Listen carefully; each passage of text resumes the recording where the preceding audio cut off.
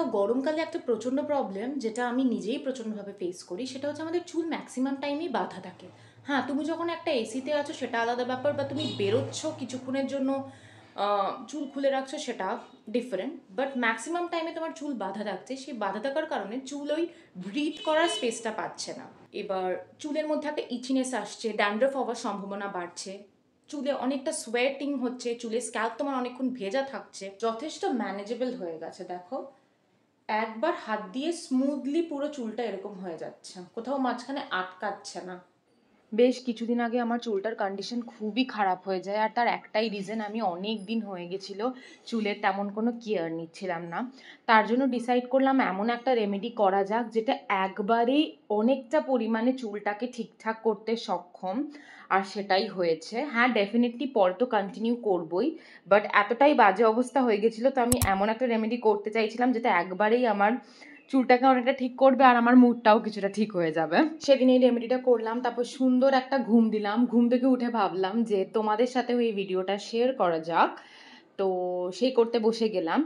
আর আমি এটা শিওর যে কারেন্টলি অনেকে আছো যারা এই ড্রাই ফ্রিজি চুলের প্রবলেমে ভুগছো অলরেডি, তারা একবার এই রেমেডিটা জাস্ট করে দেখো। তো চলো আর একদম দেরি না করে আজকের ভিডিওটাকে খুব সুন্দর করে শুরু করা যায়। হ্যালো, এতক্ষণে তো বুঝেই গেছো যে আজকের ভিডিওটা বেসিক্যালি হেয়ার কেয়ার রিলেটেড একটা রেমেডি। ন্যাচারাল রেমেডিগুলোর কি বৈশিষ্ট্য, সেগুলো হচ্ছে এগুলো কিন্তু ধরো আজকে আমি একটা হেয়ার স্পা করছি, রাইট? এবার এই হেয়ার স্পাটা করে 1 মাস পরে আমি আর চুলের কোনো কেয়ার নিলাম না।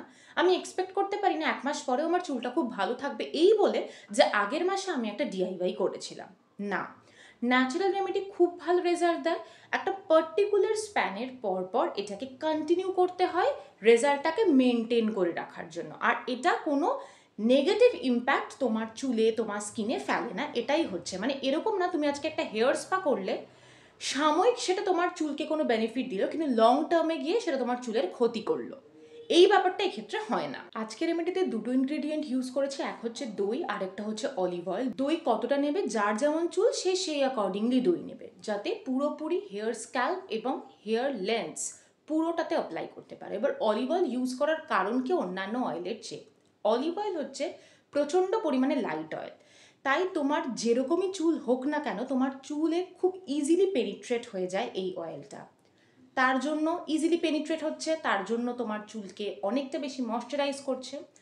প্রথমে এই ভিডিওতে দেখতে পাচ্ছ আমার চুলটা কেমন ড্যামেজ লাগছে, ড্রাই লাগছে, ঠিক আছে?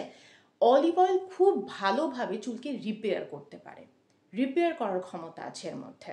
আর এটা খুব লাইট অয়েল হওয়ার কারণে চুলে ওই ভারী কিছু লাগিয়েছে এই ফিলিংসটা আসে না।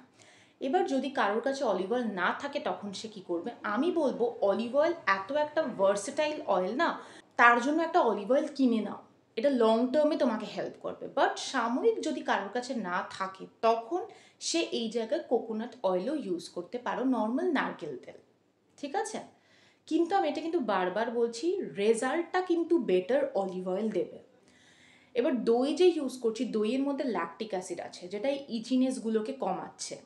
দই কিন্তু চুলকে খুব ভালোভাবে নারিশড করে। তুমি সে স্কিনে দই লাগাও বা চুলে দই লাগাও, কিচ্ছু না নিয়ে শুধু দই একটু হাতে রাব করে ফেসে লাগিয়ে নিলেও তুমি বুঝতে পারবে কতটা ময়শ্চারাইজ করে। এই রেমেডিটা মাথায় অ্যাপ্লাই করার পর খুব ঠান্ডা ফিল হবে। তারপর দইয়ের মধ্যে একটা কুলিং এফেক্ট আছে, দইয়ের মধ্যে ল্যাকটিক অ্যাসিড আছে যেটা তোমার স্ক্যাল্পটাকে এক্সফোলিয়েট করছে, ড্যান্ড্রফ তার জন্য তোমার হতে পারবে না। তো চলো আজকের জন্য এটাই, খুব তাড়াতাড়ি আবার একটা নতুন ভিডিও নিয়ে তোমাদের সবার সাথে দেখা হচ্ছে। I tell it's never too late, bye for today. সবাই খুব ভালো থেকো, নিজের খেয়াল রাখো।